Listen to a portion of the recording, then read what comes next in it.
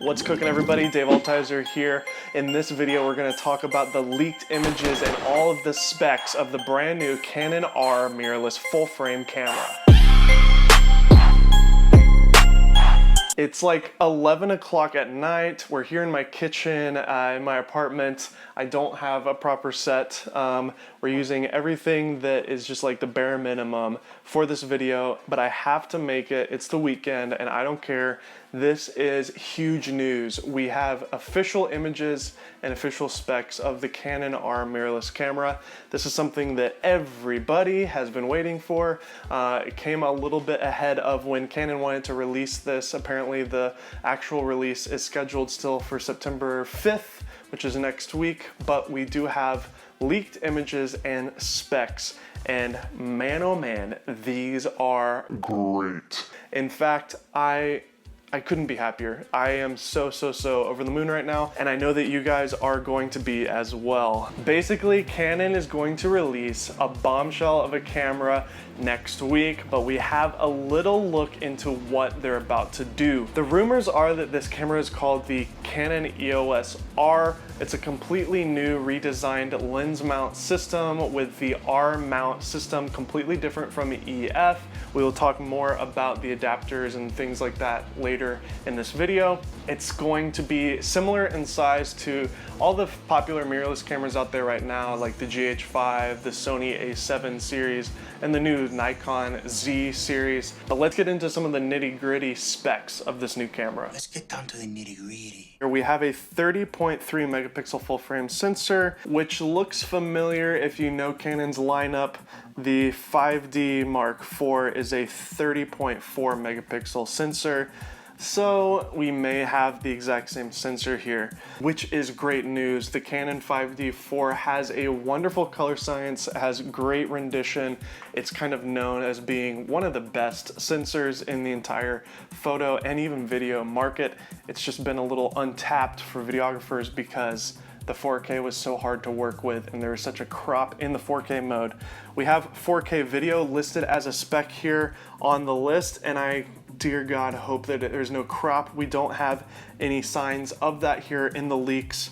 There is dual pixel autofocus on this camera, which is much appreciated. A touchscreen LCD, which if you're familiar with Canon's current touchscreen system, you'll know that it's actually an amazing touchscreen UI. I am shooting this video on the A7 III, and there's no way to use touch in the menus. The only thing that you can really use the touch screen on the Sony for is for focus, and I think that's kind of ridiculous. So we are getting amazing Canon touchscreen, and here's the kicker, boys and girls. Articulating screen. What does that mean? That means that this camera is gonna be a vlogger's dream camera. We finally have a full frame Canon mirrorless camera with a flip out selfie screen, dual pixel autofocus, and if there's no crop, please God, help there not to be no crop in the 4K mode. That means that we are getting 4K full frame articulating screen. Vlogger's dream. A little bit less exciting things here. It's got Wi-Fi, Bluetooth, which is great on the M50. I'm sure it'll be similar to the M50. Dust-proof, drip-proof. Definitely not waterproof, but you know, I would imagine that it's going to be as good as a Sony. Magnesium body, which is good. It's not all plasticky. LPE6 in battery, which is what I expected. We're using the exact same 5D or 80D style batteries in this thing. It makes sense. It's something that we all have. It's something that we all love. I'm happy to see that it's using the same batteries. The size, I can't really judge that based off of here. Off of these things here. The mount, here is a very interesting thing here with the mounts. So with the adapters, like, this is really interesting. We have an EF to R, which is, you know, standard. It's something that you would expect to see. But here's the kicker with these adapters. There's two other ones I've never even really heard of, or I don't really know exactly what they are. Control ring mount adapter, EF to EOS R. What is that? Control ring? I guess that the control ring can be adapted to do anything. Maybe control your aperture, like for video, do a nice smooth aperture change, or maybe you can change ISO or like set it to be different things. Very curious that that even exists. A drop-in filter mount adapter, EF to EOS R. That is very exciting to hear. That means that there might be an adapter that you can buy, especially for videographers, that will have the ability to drop in filters for ND, polarizers, and different types of things. I'm sure that third parties will make all sorts of filters. And as a video person, I am really excited about this particular adapter. I already have a lot of lenses that are EF mount capable, so having the ability to drop in an ND filter in front of the lenses that I already own and use this thing as a real video camera with built-in ND, I mean, this is phenomenal. As I've been talking about this camera, I have been obviously showing B-roll of the pictures here, but I want to kind of talk about each picture in detail. This main photo of the front here, it's kind of an ugly camera, I'm not gonna lie. It looks a little boxy, the grip is a little big. The mount is interesting, it does look a lot like an EF mount. We have the EOS R logo there. I am happy to see that the grip is a little bit chunky. And let's move on to this other image here. This is with the kit lens, the 24-105. This is a kit that you can buy, I assume. And as you can see in this image here from behind, there is a flip out screen. I cannot believe this. This is so exciting for a lot of vloggers. This is going to completely take over the entire YouTube market, in my opinion. I know I, for one, will probably switch back to Canon. I only bought the Sony to get me by until something like this came out.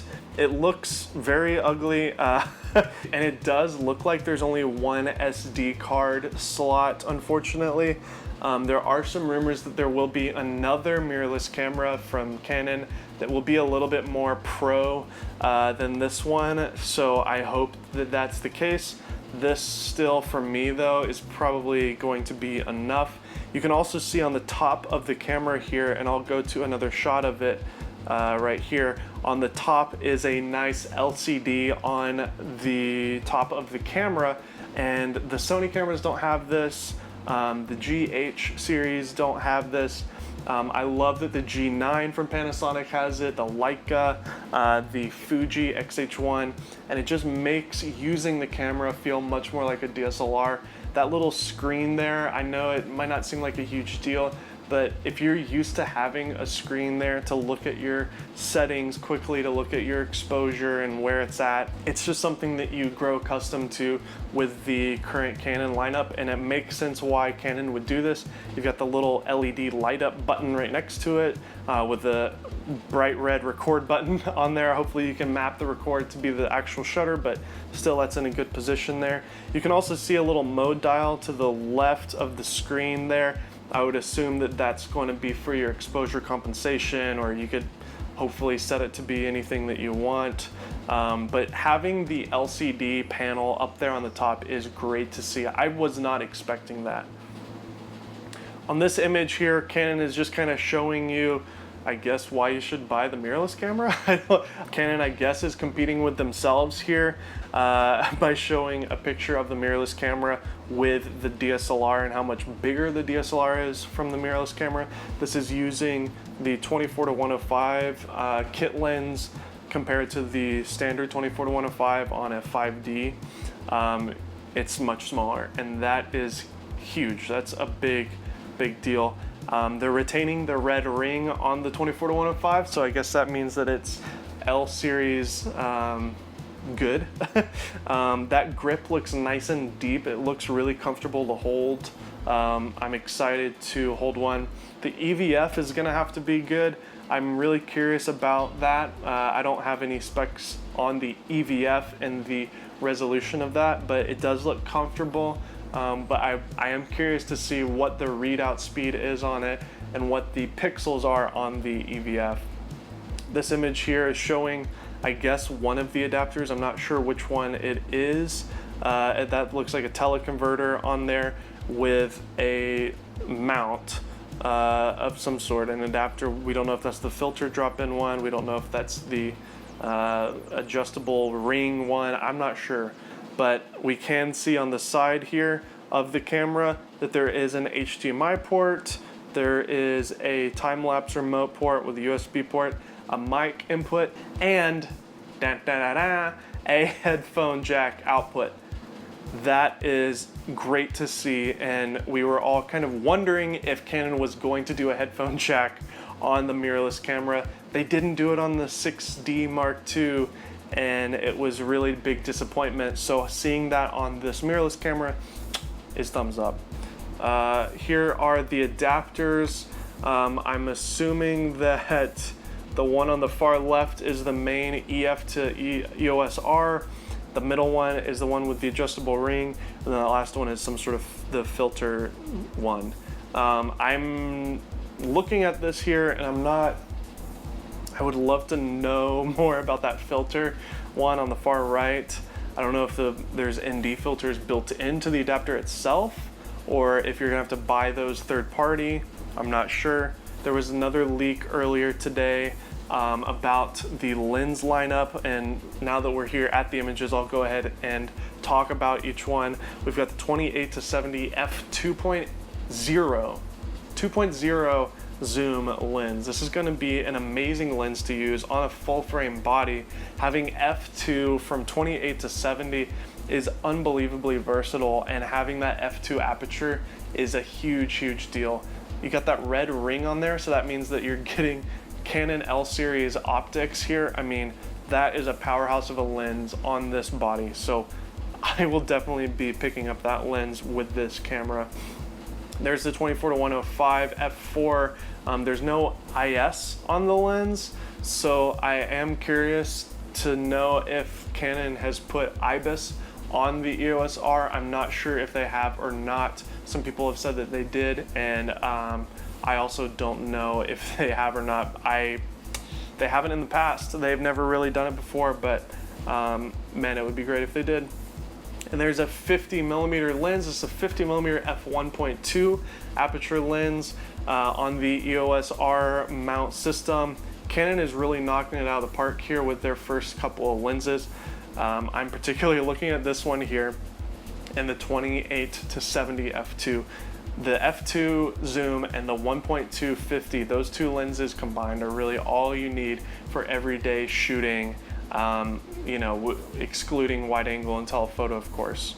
But man, that's pretty nice, pretty nice.